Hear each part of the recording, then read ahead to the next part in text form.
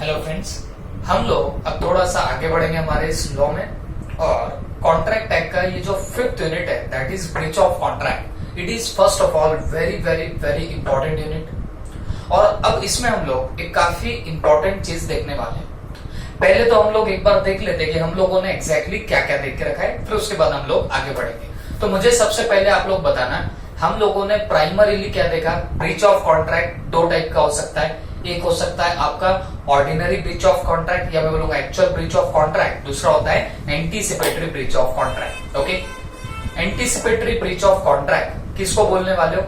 अगर due date के पहले ही, मतलब काय की ड्यू डेट, परफॉर्मेंस की ड्यू डेट, उसके पहले ही ब्रीच ऑफ कॉन्ट्रैक्ट हो जाए, that will be called as what your anticipatory breach of contract. और एक्चुअल ब्रीच ऑफ कॉन्ट्रैक्ट किसको बोलेंगे? When at the due date of performance of the contract, मतलब जब परफॉर्मेंस करनी थी तब पार्टी क्या मारती है? थर्ड मारती है, तो बेटा वो उसको क्या बोलने का? Actual breach of contract. या फिर during the performance of the contract if a party doesn't perform or refuses to perform, that will also be called as what your actual breach of contract. Okay, तो ये हमने देखा था। फिर हमने देखा कि अगर एंटीसिपेटरी ब्रीच ऑफ कॉन्ट्रैक्ट हो जाए तो फिर क्या होगा? तो कुछ नहीं होगा। जैसे मैंने आपको बताया, पार्टी के पास दो ऑप्शन रहते हैं। क्या? नंबर 1, आशा का दीपक जलाए रखना, मतलब ड्यू डेट तक आप लोग वेट करते रहो कि आएंगे, कौन आएंगे बताना?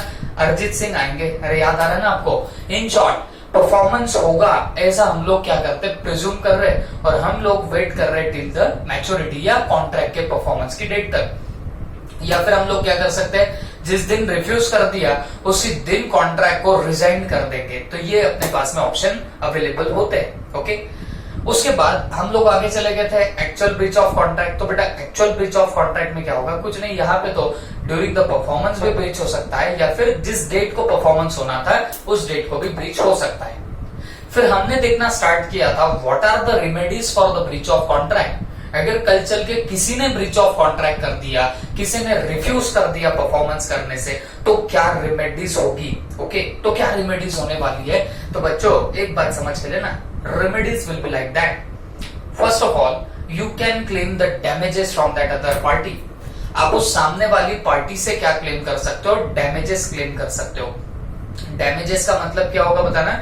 तो डैमेजेस का सिंपल मीनिंग बताओ तो जो आपको लॉस हो रहा है वो आप लोग उससे क्लेम कर सकते हो, या फिर स्पेसिफिक परफॉर्मेंस वगैरह वगैरह। अब बहुत सारे रेमेडीज है और वही रेमेडीज हम लोग एक एक करके देख रहे थे, जिसमें अब फर्स्ट रेमेडी हम लोग देख रहे बताना सूट फॉर डैमेजेस।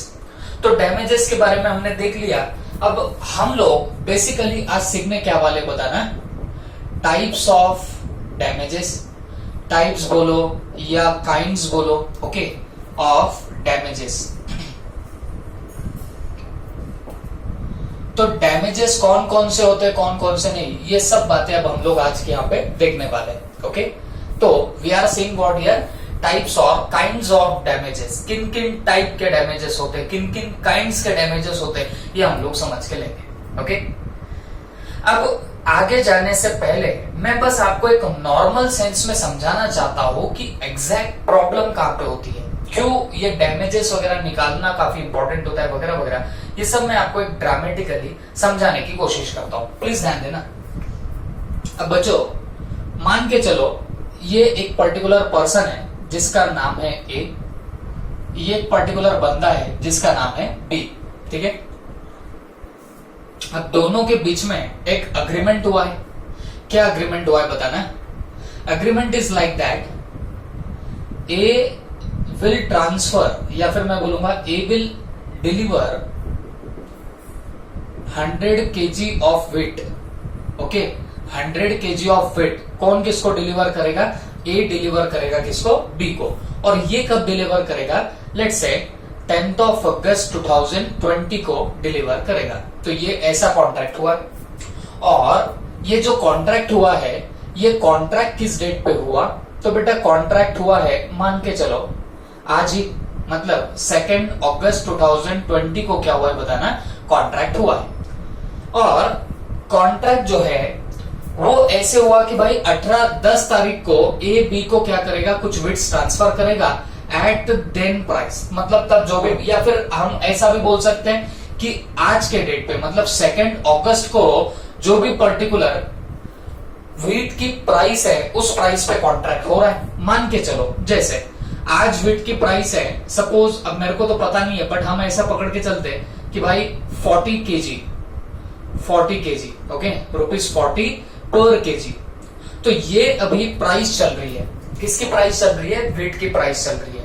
तो अकॉर्डिंगली ए और बी के बीच में कॉन्ट्रैक्ट हुआ कि भाई ए डिलीवर करेगा 100 KG of wheat on which day 10 अगस्त 2020 को ये क्या कर देगा? डिलीवर कर देगा। और कितने के भाव पे? 40 केजी के भाव पे। क्लियर हो गई बात सबको? अब हुआ क्या, प्राइस वाइज सब फिक्स हो गई 2 अगस्त को, और लास्ट टाइम पे धोखा दे दिया ए ने। ओके, मतलब 10 अगस्त को जो ए ने डिलीवर करने थे 100 केजीज ऑफ वेट, तो बेटा ए ने क्या कर दिया? रिफ्यूज कर दिया टू परफॉर्म। बात समझो, ए ने क्या कर दिया? रिफ्यूज कर दिया। मतलब ए ने यहां पे क्या कर दिया है बताना है? ब्रीच ऑफ कॉन्ट्रैक्ट कर दिया। This is what? This is nothing but the breach of contract. मतलब जो डेट पे कॉन्ट्रैक्ट होना था उस डेट को उसने रिफ्यूज कर दिया। और बेटा जिस डेट को कॉन्ट्रैक्ट होना था उसी डेट को अगर रिफ्यूज करते हैं तो वो तो एक्चुअल ब्रीच ऑफ कॉन्ट्रैक्ट होता है, ये सबको पता है। अगर 10 अगस्त के पहले ब्रीच होता है तो वो एंटीसिपेटरी ब्रीच ऑफ कॉन्ट्रैक्ट, और अगर 10 अगस्त को ही अगर आपका ब्रीच होगा तो that will be called as actual breach of contract. I hope सबके दिमाग में क्या होगा। तो अगर ये ब्रीच ऑफ कॉन्ट्रैक्ट करे तो आपको नहीं लगता कि ये जो पर्टिकुलर बी नाम का बंदा है जिसको 100 केजीज ऑफ व्हीट चाहिए था और जिसने कॉन्ट्रैक्ट भी कर लिया था ए के साथ 40 पर केजी के हिसाब से, बट प्रॉब्लम क्या हुई बताना? द प्रॉब्लम इज दैट इसने लास्ट टाइम पे, लास्ट मोमेंट पे क्या कर दिया बताना? यहाँ पे उसने थर्ड मार दी, तो ब्रीच ऑफ कॉन्ट्रैक्ट हुआ। अब क्योंकि बी को तो रिक्वायरमेंट थी 100 केजीज ऑफ वेट की, तो इससे उसको वेट नहीं मिला, तो फिर क्या हुआ? इसने 4-5 गालियां दे दी, दे से शुद्ध गाली दे दी, और उसके बाद बी चला गया किसके पास में? सी के पास में, और सी को बोला कि यार तू मेरे को क्या कर, 100 केजी ऑफ वेट सप्लाई कर दे। ओके, मेरे को बहुत अर्जेंट रिक्वायरमेंट है, तो तू मुझे क्या कर देना? सप्लाई कर देना इतना इतना केजी ऑफ वेट।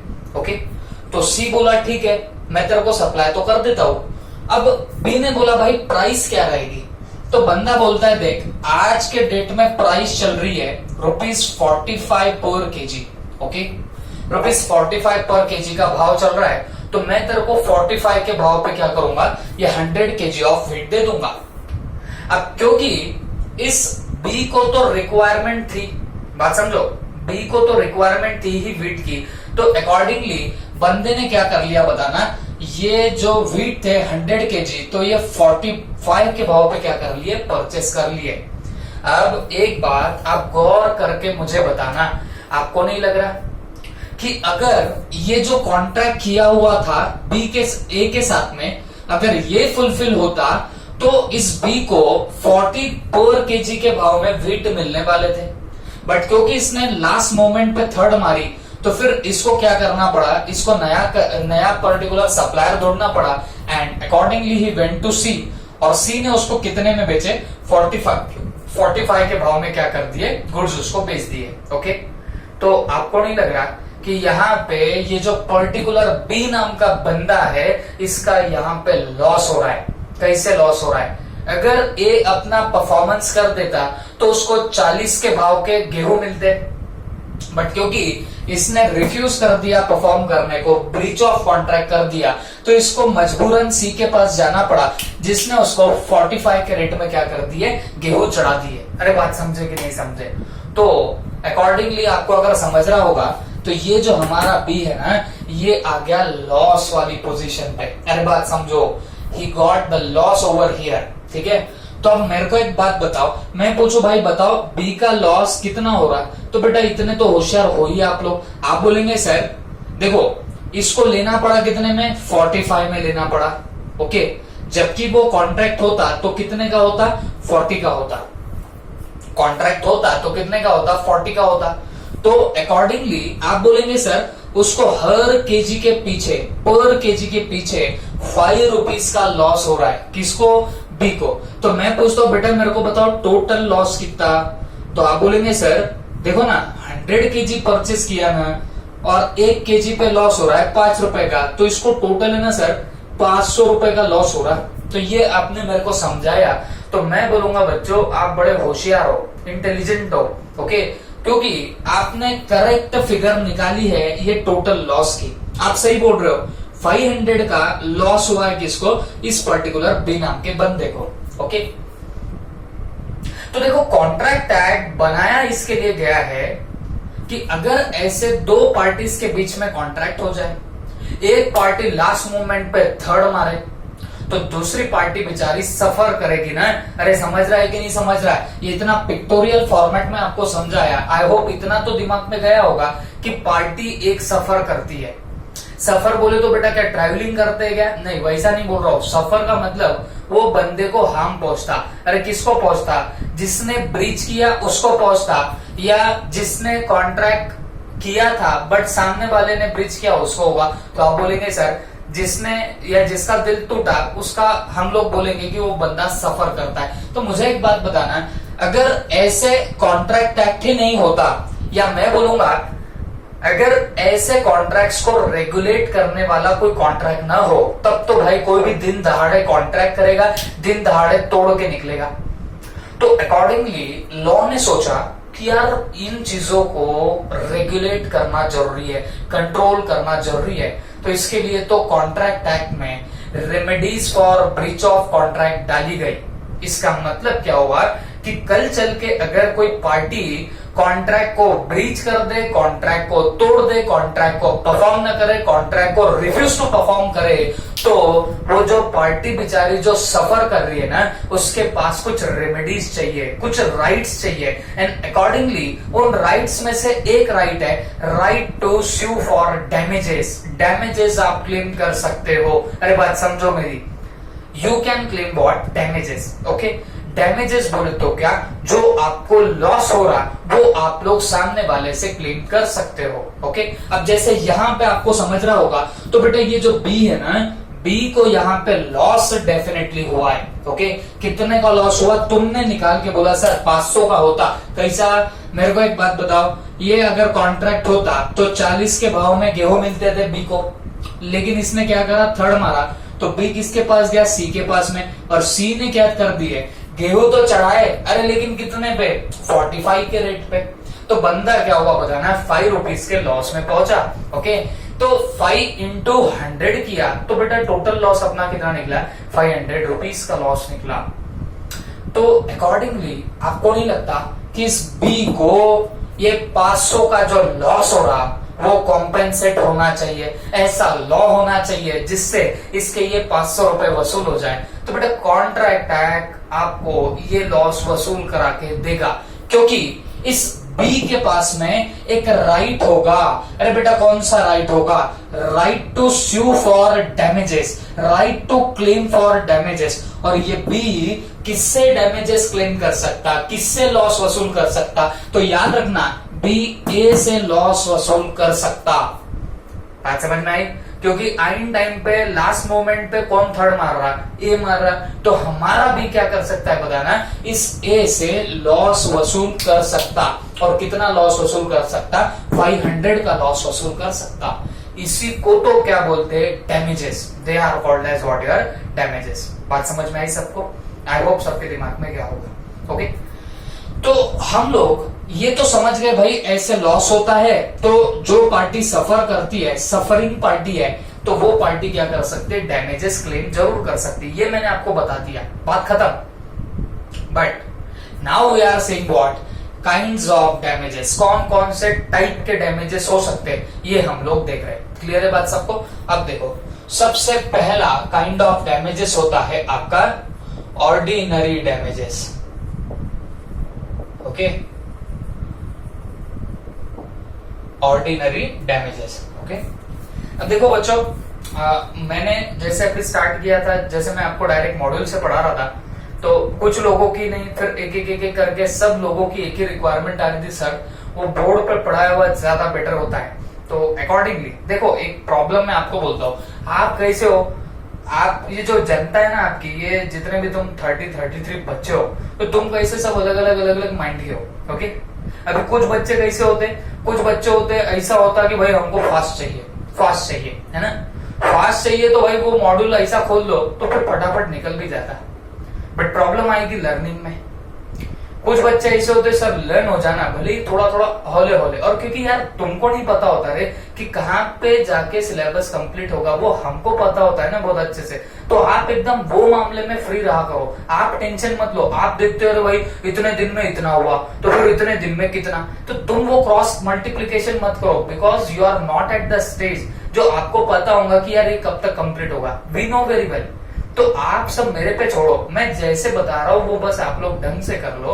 वो अगर लर्निंग में हेल्प कर रहा है तो फ्यूचर में आप देखो कितना आसानी से आपको सब बातें कितने जल्दी प्रॉपरली रिकॉल भी होगी।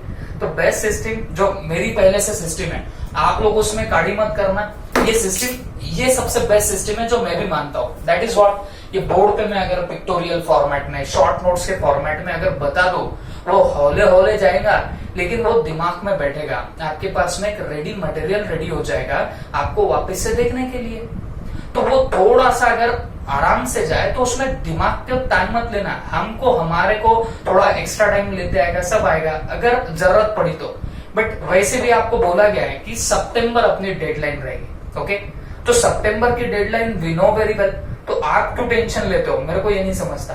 तो जो बंदा जैसा कर रहा है ना उसको वैसा करने दो। ओके, तो आप कैसे अननेसेसरी टेंशन वेंशन लेते हो, तो उसमें क्या होता है, बंदे को लगता है वही चलो इनको खत्म ही करके दे देते, बट उसमें प्रॉब्लम आपकी होगी। तो प्लीज आप लोग जैसे करा रहा हो वैसे कर लीजिए। हाँ, इसमें फिर अगर डाउट्स निकल के आ रहे तो दे आर मोस्ट वेलकम। और कितनी जबरदस्त मेथड है ना, यहाँ शॉर्ट में लिख लो, आपके नोट्स बन जाएंगे, कंसेप्चुअल अंडरस्टैंडिंग आती है। फिर उसके बाद में जब हम रिवीजन करते हैं then we will be doing from that laptop, means आपका जो भी मॉड्यूल होता है उससे हम कर सकते हैं। तो वो एकदम प्रॉपर वे में भी जाएगा। ओके, तो आप थोड़ा सा बस इज्जत से पढ़ा करो, बाकी तुम मेरे पे छोड़ो। ओके, तो इतनी बात का ध्यान रखना। तो बच्चों अब we are seeing what our ordinary damages. ठीक है, तो अब ये ऑर्डिनरी डैमेजेस क्या होते हैं? तो ऑर्डिनरी डैमेजेस एग्जैक्टली बोलो तो आप निकाल चुके हो। अरे बेटा ये तुमने जो निकाला ना, what was that? This was nothing but your ordinary damages. बात समझ में आ रही है आपको? ये सब जो था ना, this was nothing but your ordinary damages. कैसे ऑर्डिनरी डैमेजेस हुए? ऑर्डिनरी डैमेजेस होते क्या है? एक बात बताओ आप मुझे, वर्ड ऑर्डिनरी का क्या मतलब होता? ऑर्डिनरी बोले तो सर ऐसी ऑर्डिनरी है ना। ऑर्डिनरी का मतलब क्या होता है? ऐसे जनरल, इन जनरल। तो इन जनरल बोला तो आपको नहीं लगता कि ये सबको पता होगा? ऑर्डिनरी बोला है तो भाई वो नॉर्मल होता है, एवरेज होता है, जनरल होता है, जो सबको पता होता। तो ये ऑर्डिनरी डैमेजेस ऐसे डैमेजेस होते हैं जब दोनों भी पार्टीज टू द कॉन्ट्रैक्ट आपस में कोई कॉन्ट्रैक्ट कर रही हो, तो दोनों पार्टी नो वेरी वेल, दोनों पार्टीज को बहुत अच्छे से पता है कि अगर कल चल के ब्रीच हुआ, व्हाट आई एम टेलिंग, दोनों पार्टीज को बहुत अच्छे से पता होता है कि कल चल के अगर ब्रीच ऑफ कॉन्ट्रैक्ट होता तो फिर क्या होगा, ये लॉस सफर हो सकता है किसी एक पार्टी को। ये जब दोनों पार्टी को पता हो कि भाई कल चल के ब्रीच हुआ तो उस पार्टी को बेचारे को ऐसा लॉस होगा, when both the parties know this fact, और फिर भी अगर ब्रीच हो जाए तो बेटा वो जो नॉर्मल लॉस जो दोनों पार्टी को पता था ना, उसकी वसूली करी जा सकती है, और उसी को क्या बोलते हैं? Ordinary damages.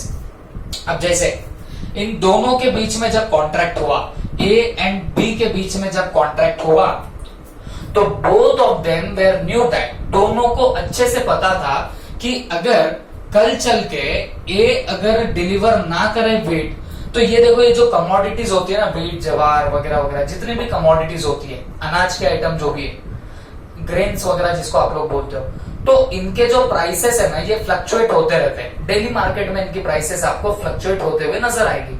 एंड अकॉर्डिंगली ये बंदे दोनों भी जो थे, इन्होंने जब कॉन्ट्रैक्ट किया, they both know very well, दोनों को बहुत अच्छे से पता था कि कल चल के अगर ब्रीच हुआ तो इस पार्टी का बेचारे का नुकसान हो सकता, डैमेजेस उसको मिलने चाहिए। अरे बात समझे कि नहीं समझे? अब जैसे इसने रिफ्यूज कर दिया उसको गुड सेल करने से, तो ये दौड़ा चला गया सी के पास, सी ने फिर 45 के रेट में उसको छाप दिए क्या, ये पर्टिकुलर बिट्स। तो प्रॉब्लम क्या हुई? प्रॉब्लम हुई उसको ज्यादा रेट पे परचेस करना पड़ा। तो जब दोनों पार्टीज एंटर हुई थी कॉन्ट्रैक्ट में, तब दोनों को पता था कि ये कॉन्ट्रैक्ट फुलफिल नहीं हुआ तो एक पार्टी को ये इतना लॉस हो सकता है या फिर कुछ ना कुछ तो लॉस हो सकता। ये जब दोनों को पता होता है ना बच्चों, तो वो लॉस को आप लोग रिकवर कर सकते हो। लेकिन उस लॉस की रिकवरी को क्या बोलते हैं? Ordinary damages. ओके, जो नेचुरली अरोज होते हैं। मतलब कल कॉन्ट्रैक्ट नहीं हुआ तो वो नेचुरली मालूम है कि ये लॉस तो होने ही वाला है पार्टी को, तो बेटा वो जो लॉस होगा ना उसकी रिकवरी को बोलते हैं ऑर्डिनरी डैमेजेस। तो हमेशा याद रखना ये ऑर्डिनरी डैमेजेस क्या होते हैं? These are naturally arose. Okay, these are naturally arose, मतलब ये ऐसे डैमेजेस है जो नेचुरली क्या होते हैं बताना, अराइज होते हैं एक कॉन्ट्रैक्ट के अंदर। ठीक है, ये सबसे पहली बात, क्योंकि जैसे इन दोनों के बीच में कॉन्ट्रैक्ट हुआ उनको बहुत अच्छे से पता था। क्या बहुत अच्छे से पता था? कि अगर कल चल के कॉन्ट्रैक्ट नहीं हुआ तो शायद बी को जाना पड़े सी के पास और ये बंदे से फिर ज्यादा के भाव में परचेस करना पड़े, या और किसी के भी पास में जाएगा तो अगले दिन अगर भाव बढ़ने वाले ये दोनों को पता है, या लॉस होगा ये दोनों को पता है, तो वो लॉस की जो रिकवरी होगी by way of damages that will be called as your ordinary damages. तो ये होते हैं नेचुरली अरोज, ये नेचुरली अराइज होते हैं। Second thing, known to both the parties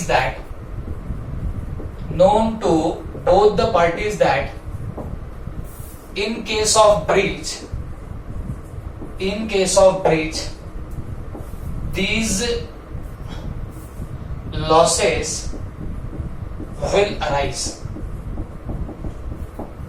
okay, मतलब ये ऑर्डिनरी डैमेजेस ऐसे होते हैं जो दोनों पार्टी को पता होता है कि कल चल के अगर ब्रीच हुआ तो ये लॉसेस अराइज होने वाले हैं, ये उन दोनों को बहुत अच्छे से पता होता है। ओके, तो फिर इसी के लिए क्या मांगा जाता है? कॉम्पेंसेशन मांगा जाता है। ठीक है, और फिर यहां पे लिखना for compensating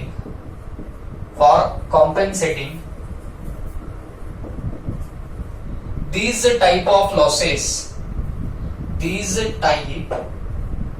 types of losses, ordinary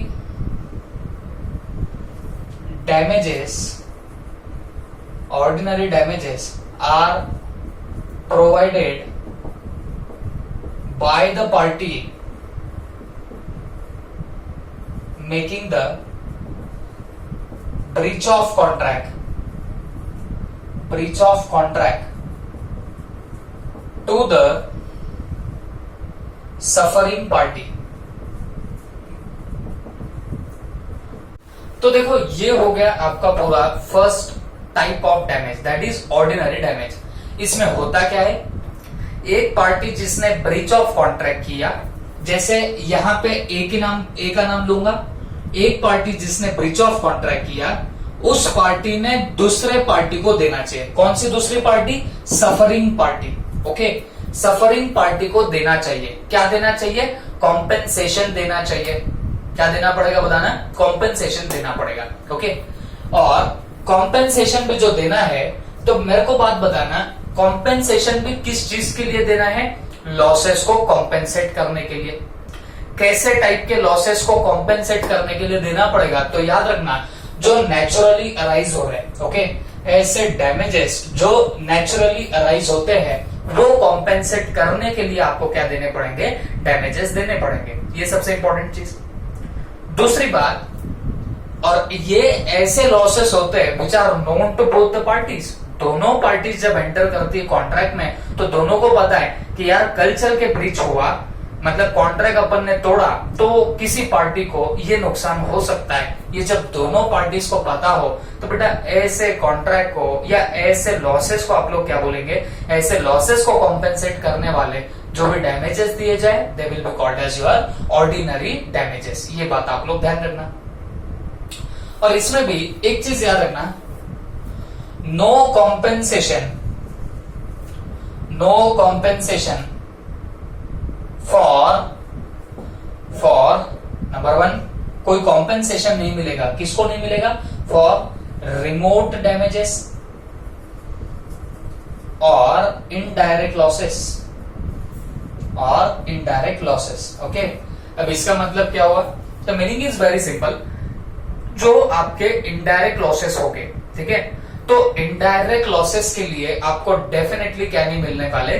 कोई डैमेजेस नहीं मिलेंगे। Okay, no damages for your indirect losses. मतलब क्या हुआ?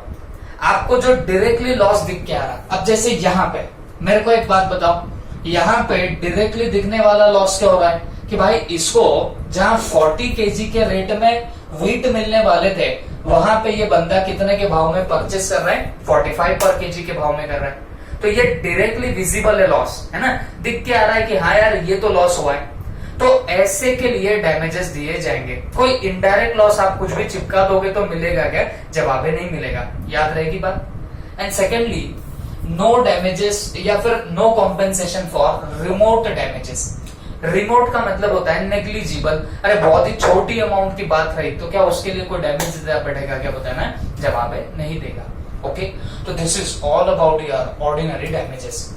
सिंपली स्पीकिंग, ऑर्डिनरी डैमेजेस में होता क्या है? एक पार्टी जो ब्रीच ऑफ कॉन्ट्रैक्ट कर रही है, that has to pay another party called as what? Suffering party, उसको देना पड़ेगा क्या? कॉम्पेंसेशन। किसके लिए कॉम्पेंसेशन दे रहे हो? लॉस कौन सा बताना? That loss which was known to both the parties, that in case of breach there will be the loss. मतलब जो दोनों पार्टीज को पता था कि कल चल के अगर लॉस हुआ या कल चल के ब्रीच हुआ तो ये पर्टिकुलर लॉस इस पार्टी को सफर करना पड़ेगा। तो ऐसे लॉस के लिए कॉम्पेंसेशन देना पड़ेगा।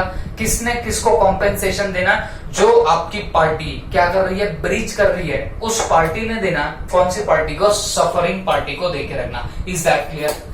दूसरी बात, यहां पे हमेशा याद रखना, दीज आर नेचुरली अरोज। ये ऐसे लॉसेस होते हैं जो नेचुरली राइज हो रहे हैं। मतलब आपको पता है ये तो बाय नेचुरल है भाई, ये तो नुकसान हो ही रहा है, तो ये तो देना ही पड़ेगा। मतलब जो ऐसे देख के समझ जाता कि यार ये तो लॉस होगा ही पार्टी को, तो वो लॉस कॉम्पेंसेट किया जाता है bye way of what? Your ordinary damages. और नो कॉम्पेंसेशन फॉर, किसके लिए आपको कोई कॉम्पेंसेशन नहीं मिलेगा? रिमोट डैमेजेस के लिए। मतलब जो ऐसे ही आपके नेग्लिजिबल लॉसेस है उसके लिए कोई कॉम्पेंसेशन नहीं। एंड सेकेंडली, इनडायरेक्ट लॉसेस जो भी रहेंगे उनके लिए भी आपको कोई कॉम्पेंसेशन मिलने नहीं वाला।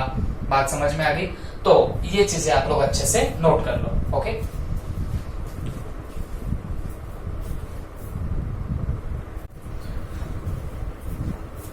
तो बच्चों अब हम लोग थोड़ा सा और आगे जाते हैं। ऑर्डिनरी डैमेजेस में एक और आपको केस लॉ देके रखा हुआ है, वो केस लॉ हम लोग देखने वाले हैं। ओके, तो प्लीज ध्यान से देखना। तो ये केस लॉ है हेडले वर्सेस बैक्सेंडल। ओके, तो ये वो पर्टिकुलर केस लॉ है जहां से आपको कुछ कुछ अभी समझ के लेना पड़ेगा। ओके, तो प्लीज बी फोकस्ड।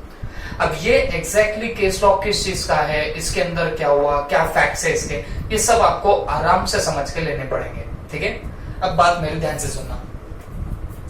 एक बंदा था जिसका नाम आप पकड़ के चलिए हेडले।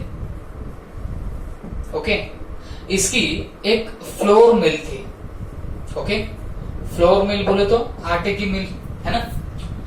अब हुआ क्या, इस मिल के अंदर एक पर्टिकुलर स्पेयर पार्ट था इसके मशीन का जिसका नाम था क्रैंक शाफ्ट। जिसका नाम था क्या? Crank shaft. अब ये मशीनों के बड़े बिड़ंगे नाम होते हैं, तो उसमें से एक पर्टिकुलर जो स्पेयर पार्ट था दैट वाज गॉट ब्रोकन।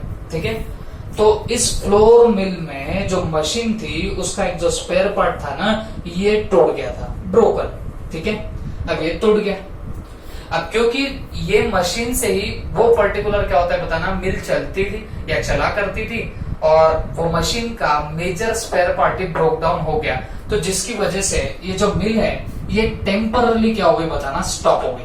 ठीक है, अब ये मिल स्टॉप हो गई, तो अकॉर्डिंगली अब हेडले ने क्या किया, एक बैक्सेंडल नाम के एक बंदे को, ओके, बैक्सेंडल नाम का एक बंदा है जो ट्रांसपोर्ट कैरियर था, या मैं बोलूंगा कैरियर। अब इस बंदे को उसने अपॉइंट किया, किसने? हेडले ने। उसने इसको क्या बोला कि हे बैक्सेंडल तू क्या कर, ये जो क्रैंक शाफ्ट है ना, ये तू यहां से लेके जा और इसकी एक रिपेयरिंग की शॉप है। ओके, इसका रिपेयरिंग तो हमारे इस पर्टिकुलर सिटी में तो नहीं होता, किसी दूसरी सिटी में होता है। तो तू क्या कर, इस स्पेयर पार्ट को वहां पे ले जाके इसकी क्या करा देना, रिपेयरिंग करा के वापस ला लेना। ओके, ये किसने किसको बोला? ये हेडले ने बैक्सेंडल को बोला। तो बैक्सेंडल बोलता है ठीक है लेके आ जाऊंगा।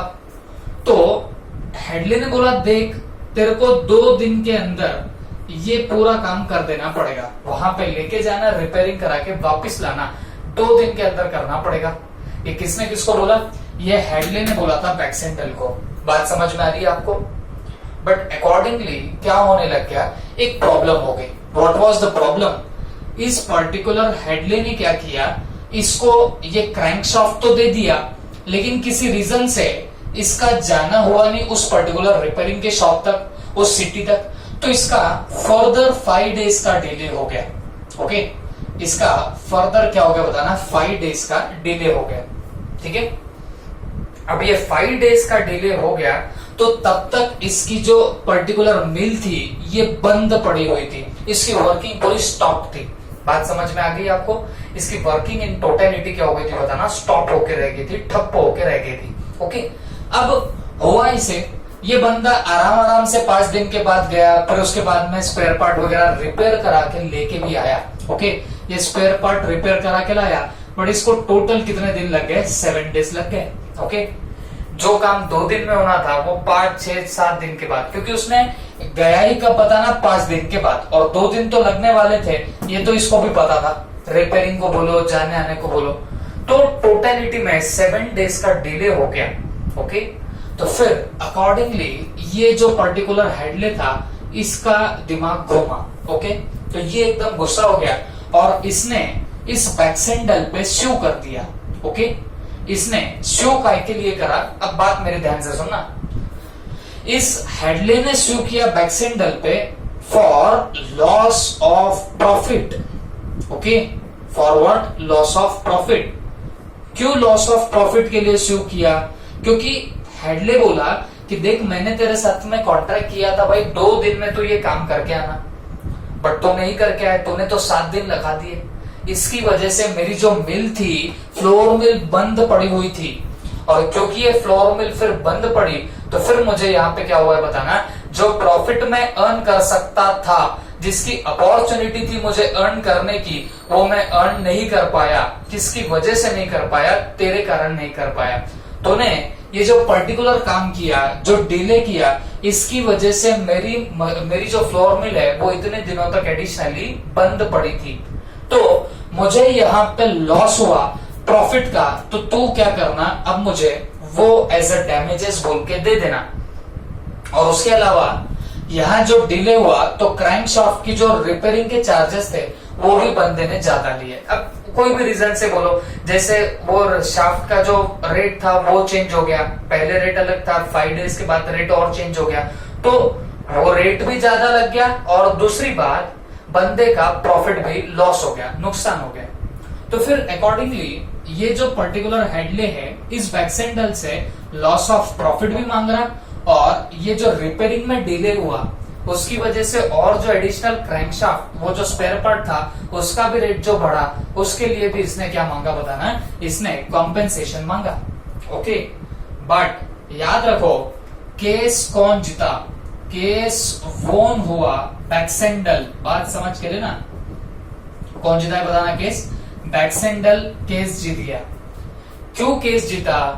क्योंकि कोर्ट ऑफ लॉ ने एक ही बात बोली कि देखो, आप लॉस ऑफ प्रॉफिट जो उसको मांग रहे हो ना, आप बोल रहे हो ना हमारा इतना प्रॉफिट लॉस हो गया तो उन्हें डिले करने की वजह से, तो आपको कहीं ना कहीं पहले ही इसको स्पेशल नोटिस देनी चाहिए थी। बैक्सेंडल को पहले से बोलना चाहिए था कि अगर तू इतना लेट करेगा तो हमारा इतना प्रॉफिट लॉस तो हो सकता है, इतना प्रॉफिट जा सकता है, छूट सकता है, तो अकॉर्डिंगली तो बराबर टाइम पे हमको ये रिपेयरिंग करा के लाके देना।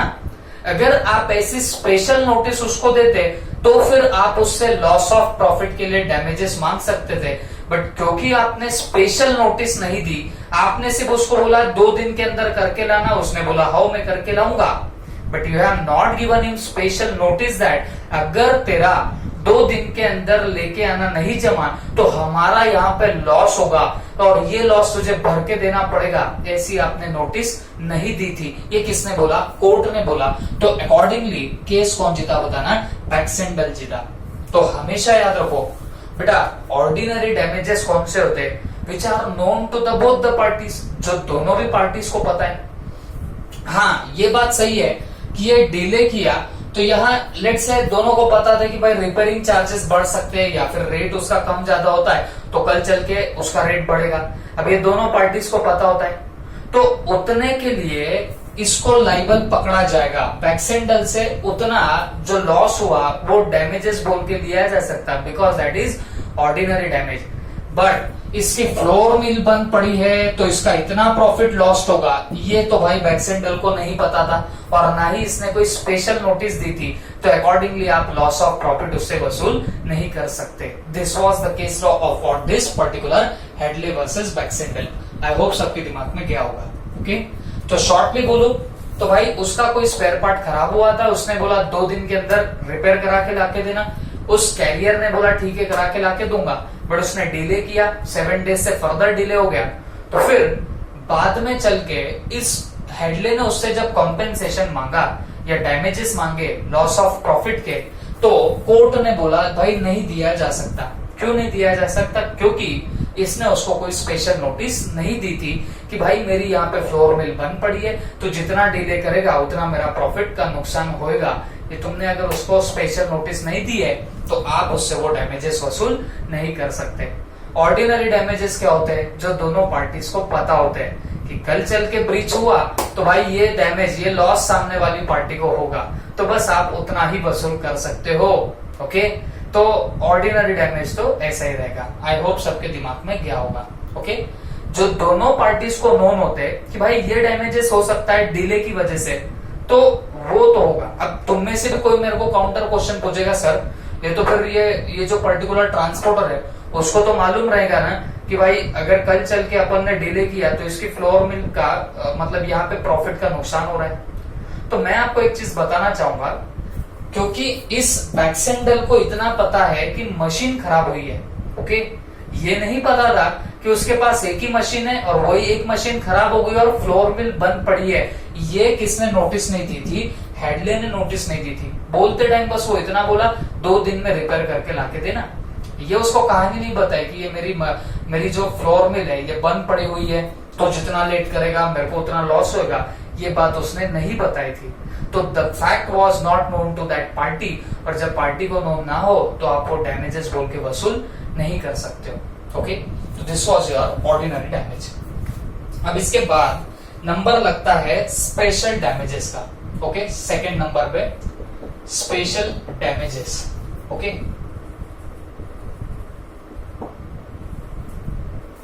यहां पे लिखेंगे these damages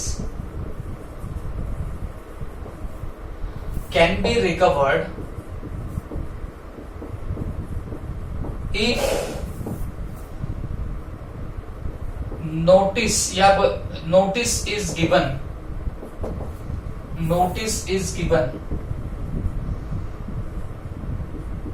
of the probable loss।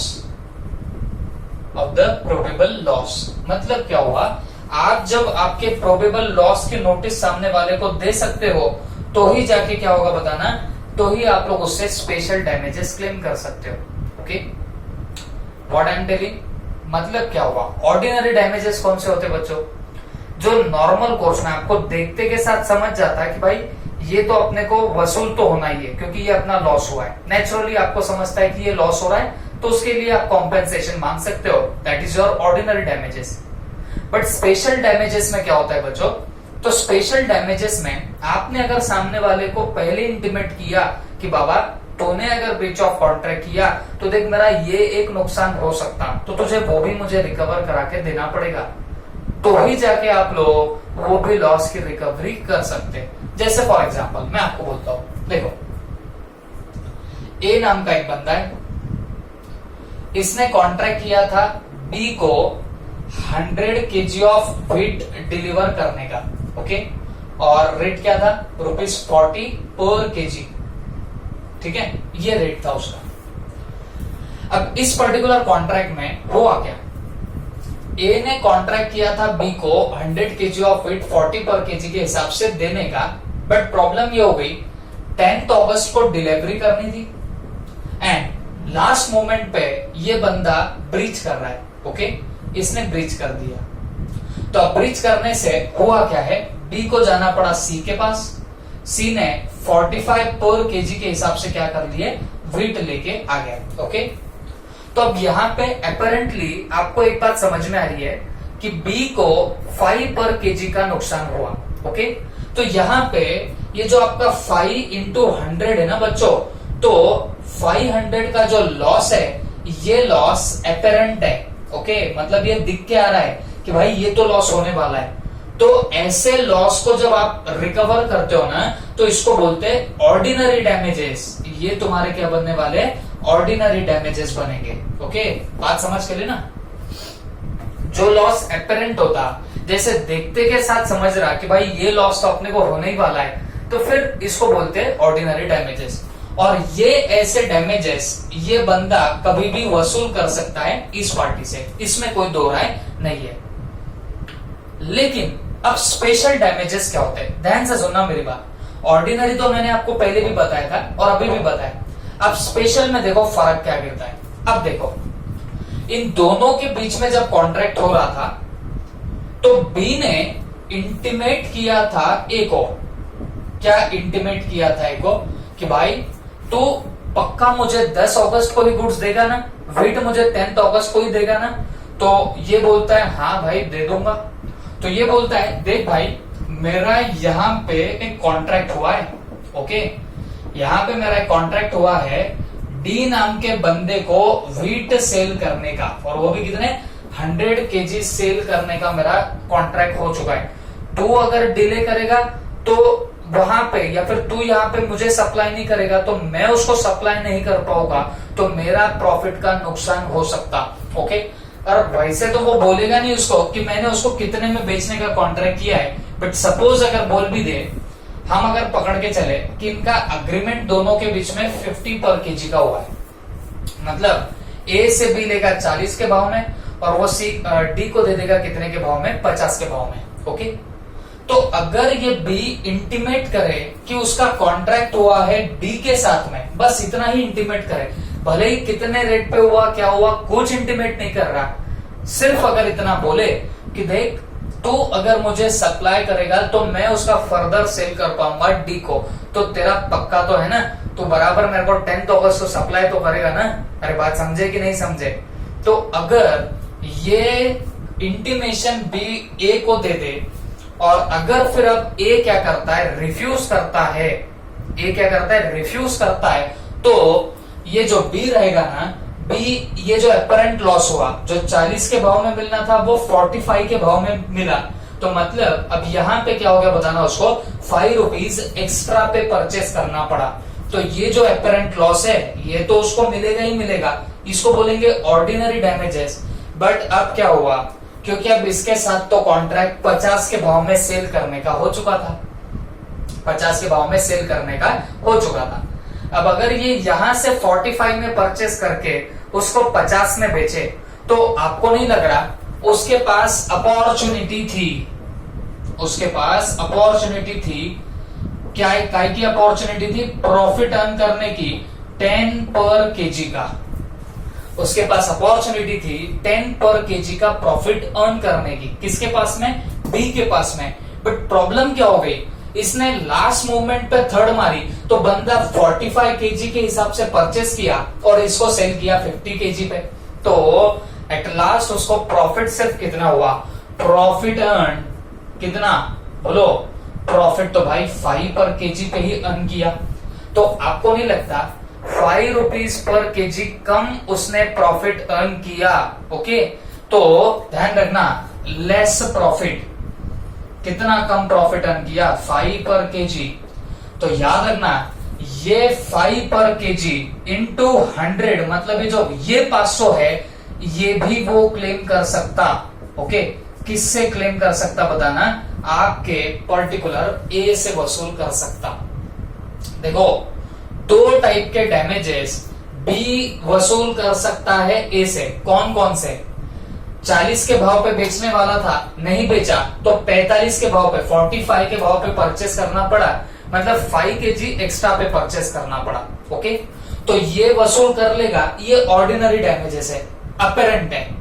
But क्योंकि बी ने ए को इंटीमेट किया था कि तू अगर मुझे सेल करेगा तो मैं फर्दर उसको सेल करने वाला हूं, ठीक है, इंटीमेट कर दिया था, और ये मेरे को प्रॉफिटेबल भी रहेगा, ये भी बात बी ने उसको बताई थी। कितना प्रॉफिट नहीं भी बताया तो चलता। तो आपको नहीं लगता कि अगर 40 में मिलते तो 50 में बेचता, तो 10 पर केजी का उसको प्रॉफिट अर्न हो सकता था, अपॉर्चुनिटी थी उसके पास 10 पर केजी का प्रॉफिट अर्न करने की। बट हुआ क्या, हुआ ऐसा कि इसको परचेस करना पड़ा इस पर्टिकुलर सी नाम के बंदे से 45 में, और बेचना पड़ा 50 में, तो उसको सिर्फ 5 का ही प्रॉफिट मिला। जहां 10 का मिल सकता था वहां 5 का मिला।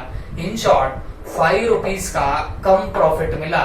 तो जितना कम मिला तो ये बंदा ए से वसूल कर सकेगा, लेकिन तभी वसूल कर सकेगा अगर उसने इंटीमेट किया था, मतलब नोटिस दी थी कि भाई मैं ऐसे फर्दर सेल करने वाला हूं। जब आप सामने वाले को नोटिस देते हो कि हम फर्दर क्या करने वाले, प्रॉफिट अर्न करने वाले, और अगर ऐसे नोटिस देने के बावजूद सामने वाला ब्रीच करता है, तो फिर ही आप स्पेशल डैमेजेस क्लेम कर सकते हो। तो हमेशा याद रखो, ऑर्डिनरी डैमेजेस आपको क्लेम करने हैं तो उसके लिए कोई स्पेशल नोटिस की जरूरत नहीं रहती, बट जब स्पेशल डैमेजेस आपको वसूल करने हैं ना, तो उसके लिए नोटिस देनी जरूरी होती है। आपको जो भी प्रोबेबल लॉस होगा सामने वाले के ब्रीच ऑफ कॉन्ट्रैक्ट करने से, तो उस लॉस का आपको इंटीमेशन देना जरूरी होता है। अगर आपने नोटिस नहीं दी तो आप वसूली नहीं कर पाओगे। अगर मान लो ये हमारा बी इंटीमेट नहीं करता ए को कि भाई देख तू मेरे को बेचेगा तो मैं डी को बेचने वाला हूं, ऐसा इंटीमेशन अगर बी नहीं देता था ए को, तो उस वक्त हम लोग क्या बोलते थे बताना, कि भाई ये बी ये स्पेशल डैमेजेस वसूल नहीं कर पाएगा। तो हमेशा याद रखो, ऑर्डिनरी डैमेजेस के लिए कोई नोटिस वोटिस देने की जरूरत नहीं होती, जबकि स्पेशल डैमेजेस अगर क्लेम करने हैं तो डेफिनेटली आप लोगों ने सामने वाले को इंटीमेट करना चाहिए। If you are not intimating that other person, you can not claim the damages at all. आप डैमेजेस वहां पे क्लेम नहीं कर पाओगे। आई होप सबके दिमाग में क्या होगा। Okay, please note it down.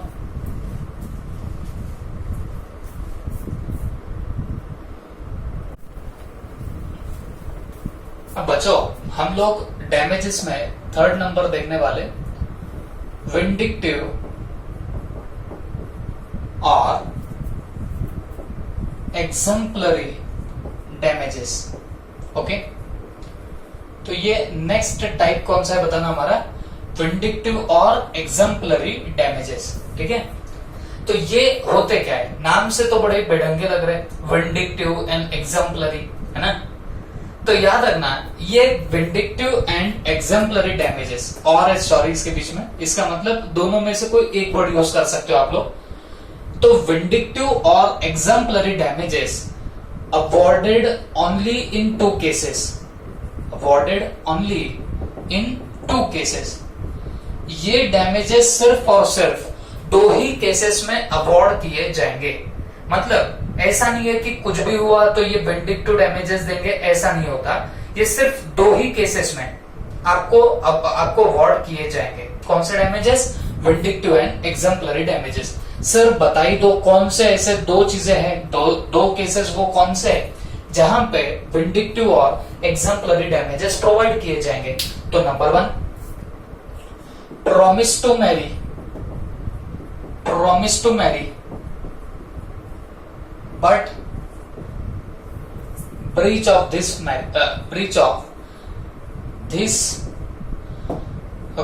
Breach of this promise लिख सकते हो आप लोग। और second, wrongful dishonor of check even though sufficient bank balance was there,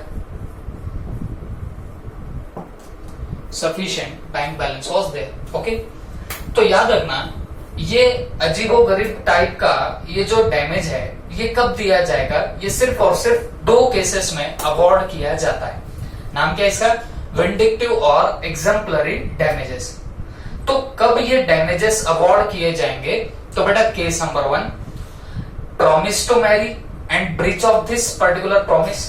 मतलब आप किसी को प्रॉमिस कर रहे हो कि मैं शादी करूंगा और उसको आप लोग ब्रीच कर रहे हो, ठीक है। तो ये पहला पॉइंट होता है। And second point, wrongful dishonor of the check even though you are having sufficient bank balance। अब सर दोनों एक बार समझ के लेते हैं। देखो सिंपल सी बात है, आपने किसी को प्रॉमिस किया है कि मैं शादी करूंगा या करूंगी, ओके, किससे? उसी से जिसको प्रॉमिस कर रहे हो। बट तुमने क्या किया, लास्ट मोमेंट पे उधर भी थर्ड मारी, आपने क्या कर दिया, प्रॉमिस तोड़ दिया। तो क्योंकि आपके इस प्रॉमिस को ब्रीच करने से सामने वाला हर्ट होगा, बात समझ में आ रही ना आपको, सामने वाले को तकलीफ पहुंचेगी, हर्ट होगा। दैट्स व्हाई ऐसा अगर आप प्रॉमिस तोड़ते हो, ब्रीच करते हो, तो उस पर्टिकुलर केस में आपको कौन से डैमेजेस अवॉर्ड किए जाएंगे? Vindictive damages, okay. तो ये किसी को भी मिल सकते हैं। अगर वो जिसका दिल टूटा वो लड़का हो, लड़की हो, कोई भी हो, उनको कौन से डैमेजेस मिल सकते हैं? विंडिक्टिव डैमेजेस मिल सकते हैं, ओके। तो विंडिक्टिव और एग्जाम्पलरी डैमेजेस सिर्फ दो केसेस में मिलते हैं। उसमें सबसे पहला कौन सा है बताना है? Whenever you are promising to marry और वो प्रॉमिस आप लोग तोड़ रहे हो, तो फिर वहां पे क्या होगा बताना है, वहां पे आप लोग विंडिक्टिव डैमेजेस क्लेम कर सकते हो। याद में रखना है, डैमेज कल चल के कुछ हुआ तो you can claim the damage from that other party, okay, याद रखना। सेकेंडली आगे क्या दिया है? wrongful dishonor of check, okay, even though sufficient bank balance was there. अब मुझे एक बात बताना आप लोग, अगर आप एक बहुत बड़े बिजनेसमैन हो, अब मान के चलो बिजनेसमैन काहे को, आप बहुत अच्छे सीए बन रहे हो या बन चुके हो, सोच के देखो, इमेजिन करते चलो, you have become a CA और आप लोग एक जबरदस्त काम कर रहे हो, बहुत सारा आपके पास में बैंक बैलेंस है, दबा के आपके पास में पैसा है, ओके।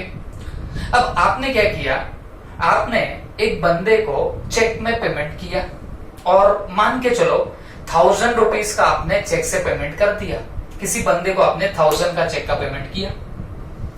अब उस बंदे ने चेक लिया, बैंक में डाला और उसको नोटिस आ गई कि भाई ये चेक तो बाउंस हो गया, डिसऑनर हो गया, okay, due to non sufficient balance in bank. तो मेरे को एक बात बताओ, आपको नहीं लगता कि आपने किसी को सिर्फ 1000 रुपए का चेक दिया, आप बहुत भारी इंसान हो, ओके, आप बहुत भारी इंसान हो, आपके पास में सफिशिएंट बैंक बैलेंस होता, मस्त पैकी बहुत सारा बैंक बैलेंस है, आपने चेक किसी को दिया और वो चेक बाउंस हो गया for non sufficiency of bank में जो भी पैसा होगा उसका। तो मुझे एक बात बताना, आपको नहीं लगता कि ये तो आपकी इंसल्ट कर रहा है? आप अगर बहुत बड़े सीईओ बन रहे हो या जो भी बन रहे हो भाई, आपने किसी को चेक दे रहे हो और वो चेक बाउंस हो रहा है, तो वो कितनी गंदी बात होगी। तो कोई भी तो यही बोलेगा ना, यार चेक मस्त फाड़ रहा है चेकबुक से, इसके बैंक अकाउंट में कुछ पैसा ना देला, फिर भी क्या कर रहा है, चेक लिख के दे रहा है। अरे बात समझ रहे हो आप लोग? तो आपको नहीं लगता कि ये आपकी इंसल्ट जैसा होगा? तो क्योंकि आपको यहाँ पे भी आप हर्ट हो गए, आपकी फीलिंग यहाँ पे हर्ट होगी, तो आप इस भी केस में कौन से डैमेजेस क्लेम कर सकते हो बताना है? विंडिक्टिव डैमेजेस क्लेम कर सकते हो। किससे वसूल करोगे? अरे बैंकर से वसूल करेंगे। क्यों बैंकर से वसूल करेंगे? बिकॉज यहाँ पे गलती किसकी हुई है बताना, बैंकर की, है ना। आप सोच के देखो ना, एक कोई पर्टिकुलर बंदा है ए, इसने पेमेंट करना है बी को, ठीक है, लेट्स से 1000 रुपीज का ही पेमेंट करना था एंड अकॉर्डिंगली इसने दे दिया चेक। अब इसके बैंक में बैलेंस पड़ा है मान लो 10 लाख रुपए का, बैंक में बैलेंस कितना है 10 लाख का, तो बंदे ने सोचा भाई बैंक में 10 लाख का बैलेंस है तो 1000 रुपए का चेक दे देता हूं, दैट्स इट। तो बंदे ने 1000 का चेक दिया, बट प्रॉब्लम क्या हुई, द प्रॉब्लम इज दैट ये बैंकर यहाँ पे एक आंटी बैठी थी, आंटी या फिर भाई अंकल बोलो, ये बैठे थे यहाँ पे, तो इन्होंने क्या कर दिया, इन्होंने चेक बाउंस कर दिया। ओके, तो ये जो चेक था ना वो बाउंस हो गया, डिसऑनर हो गया, और इस कस्टमर को बोला गया भाई साहब के अकाउंट में बैलेंस ही नहीं है। ओके, तो आपको नहीं लगता कि इसके दिमाग में आएगा, क्या दिमाग में आएगा कि ये क्या है बताना, एक नंबर का कमीना इंसान है। क्यों? क्योंकि भाई इसके बैंक में कुछ बैलेंस ही नहीं है और ये बंदा मेरे को क्या दे रहा है, चेक दे रहा है, तो ये तो दिमाग में इसके यही चलेगा कि ये बंदा क्या बताना, इसी बंदा कमीना है। ओके, अब मुझे एक बात बताओ, आपको नहीं लगता कि इसकी यहां पे क्या हो रही है बताना, लॉस ऑफ रिस्पेक्ट हो रही है? ये बात तो आप मान रहे होंगे कि इसकी रिस्पेक्ट का लॉस तो डेफिनेटली होगा। ओके, तो फिर ये लॉस ऑफ रिस्पेक्ट क्या इसकी वजह से, इसकी सोच की वजह से हो रही? क्या जवाब है नहीं, ये तो बैंक के गलती की वजह से हो रही। तो ये जो बंदा है ना, ये स्यू कर सकता है। ओके, किस पे? बैंक पे कर सकता है। For which type of damages? For vindictive damages, for exemplary damages ये बंदा क्या कर पाएगा, स्यू कर पाएगा। ओके, और किस पे स्यू कर रहा है? बैंक पे। आई होप सबके दिमाग में गया होगा। तो बेटा ये विंडिक्टिव और एग्जाम्पलरी डैमेजेस जो है वो दो ही केसेस में मांगे जा सकते हैं। नंबर 1, अगर कोई प्रॉमिस टू मैरी करे, शादी का प्रॉमिस करके वो प्रॉमिस तोड़ दे, तो फिर डेफिनेटली मांगा जा सकता है। और दूसरा, wrongful dishonour of cheque. Okay, मतलब आपके बैंक में बैलेंस होता बट फिर भी क्या हो रहा है बताना, चेक डिसऑनर कर दिया बैंकर की गलती की वजह से, तो डेफिनेटली आप बैंकर से क्या कर सकते हो बताना, पैसे वसूल कर सकते हो, विंडिक्टिव डैमेजेस वसूल कर सकते हो। और एक बात बतानी रहेगी, lower the amount of cheque, बात समझो, lower the amount of cheque, higher the amount of damage, higher the amount of damage. अरे मेरी बात समझ के लेना, क्या बोल रहा है वो, lower the amount of cheque, higher the amount of damage, मतलब जितना छोटा चेक की अमाउंट थी उतना बड़ा डैमेज आप लोग क्लेम कर सकते हो इस बैंकर से। क्यों रे बच्चों ऐसा, छोटा अमाउंट और बड़ा डैमेज ऐसा क्यों, छोटा फटाका क्यों ऐसे? बात बहुत सिंपल है ना, अगर मैं 100 रुपए का किसी को चेक दूं और 100 रुपए का चेक बाउंस हो जाए, तो इसके दिमाग में क्या आएगा, उसके दिमाग में तो यह आएगा ना कि यार इसके बैंक में साला सिर्फ 100 रुपीज भी नहीं है, जिससे ये चेक क्या हो गया बताना, बाउंस हो गया। तो कितना खराब इंप्रेशन गिरेगा इस बंदे के दिमाग में, ज्यादा रिस्पेक्ट आपकी मिट्टी में मिलेगी। बात समझ में आ रही है आपको? तो जितना छोटा अमाउंट रहेगा चेक का, उतना बड़ा डैमेज आप लोग यहाँ पे क्लेम कर सकते हो, हमेशा याद रखना। ओके, तो lower the amount of cheque, higher the amount of damage. हाँ, एक आधा कोई बड़ा चेक रहता 10-15 लाख का, और वो अगर बाउंस होता तो फिर भी एक आधी बार सोचते हाँ भाई 15 लाख की फिगर है तो ठीक है भाई, एक आधी बार नहीं होगा इतना बैलेंस, तो वो इतना इंपैक्ट नहीं गिराता। बट अगर आपका 1000 रुपए का, 100 रुपए का, मतलब जितने छोटे अमाउंट का चेक बाउंस होगा उतना गंदा इंपैक्ट सामने वाले के दिमाग में जाएगा, उतनी रिस्पेक्ट ज्यादा लॉस होगी और उतना बड़ा आप डैमेज क्लेम कर सकते हो किससे, बैंकर से। आई होप सबके दिमाग में गया होगा। ओके, तो आप फटाफट इतना नोट कर लो, मैं आगे बढ़ रहा हूं। 4th, आगे होता है nominal damage. Okay, nominal damages. अब एग्जैक्टली नॉमिनल डैमेजेस क्या चीज है? तो बड़ा चीज भी कुछ नहीं, बड़ी सिंपल सी बात है। नॉमिनल नाम से लग रहा है ना आपको, तो इसमें होता क्या है, नो डैमेज या no loss to the party. Okay, कोई लॉस नहीं होता है पार्टी को, but this damage is claimed only for proving the fact that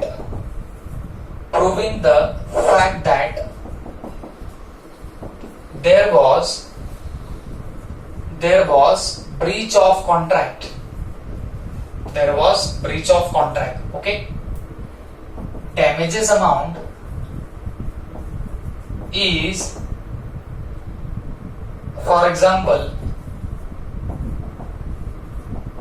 ₹1, ₹10 या 10 पैसे वगैरह वगैरह। तो ये हो सकती है आपकी डैमेजेस की अमाउंट। अब ये क्या मान रहा है सर, तो सुन के लेना मेरी बात बेटा, ये ऐसी चीज है नॉमिनल डैमेजेस जहां पार्टी को कोई नुकसान तो नहीं हो रहा, ओके, पार्टी को कोई नुकसान नहीं हो रहा, बट पार्टी क्या कर रही है बताना है, पार्टी सामने वाले के ऊपर केस तो ठोक रही है सिर्फ ये फैक्ट प्रूव करने के लिए कि भाई यहाँ तूने ब्रीच ऑफ कॉन्ट्रैक्ट तो किया, भले ही मेरे को लॉस नहीं हो रहा बट मुझे सिर्फ प्रूफ करना है कि तूने ब्रीच ऑफ कॉन्ट्रैक्ट किया, बस इतना प्रूफ करने के लिए मैं क्या करता हूँ, केस ठोकता हूँ, ओके।